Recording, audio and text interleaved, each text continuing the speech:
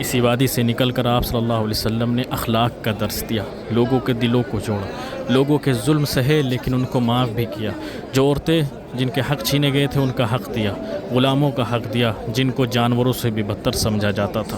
آپس میں ایک دوسرے کا سہارا بننے کا حکم دیا، ایک دوسرے کی بات کاٹنے، ایک دوسرے کی ترقی میں رکاوٹ بننے، ایک دوسرے کے خلاف جانے سے روکا۔ آپ صلی اللہ علیہ وسلم نے امت کو ایک دھارے کے نیچے جمع کیا۔ یہ دیکھیے ایک زمانہ تھا کہ جہاں صرف ایک دو لوگ ہوا کرتے تھے، جہاں پر اللہ کے نبی کی نماز پڑھنے کو محال کر دیا جاتا تھا، جہاں حرم میں مسلمانوں کا آنا دشوار تھا۔ آج دیکھیں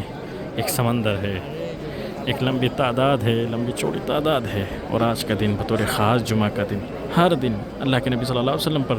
درود بھیجا جاتا ہے، آپ کی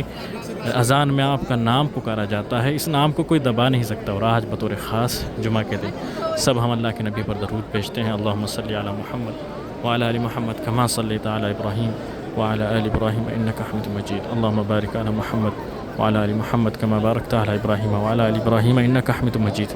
گرو سے کہتے ہیں، فخر سے کہتے ہیں، ہمیں اپنے نبی محمد صلی اللہ علیہ وسلم سے حد درجہ پیار ہے، اور اس پیار کی وجہ بھی ان کی وہ تعلیم ہے جو انہوں نے آسمان سے لا کر کے آسمانی کتاب قرآن اور حدیث کی روشنی میں ہمیں دی۔ ہم دعویٰ کرتے ہیں اور ہم اس کا اظہار بھی کرتے ہیں، لیکن صرف اظہار کافی نہیں میرے بھائیوں، ہم آپ صلی اللہ علیہ وسلم کے ساتھ جس محبت کا اظہار کرتے ہیں اس محبت کا تقاضا یہ ہے کہ ہم ان کی باتوں کو مانیں، ان کے فرمان جو آپ نے بتائے ہیں چلیں۔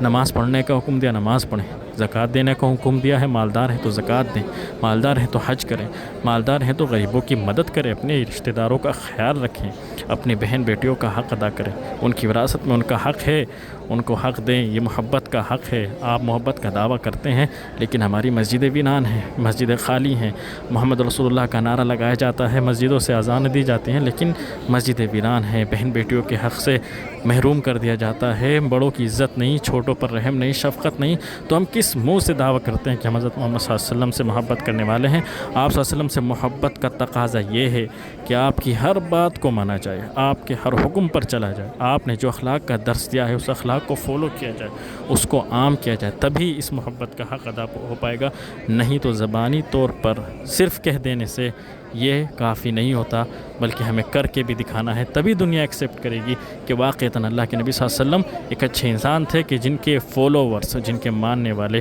بھی اچھے انسان ہیں، تو ظاہر سی بات ہے ان کا لیڈر بھی ایک اچھا انسان ہوگا۔ اور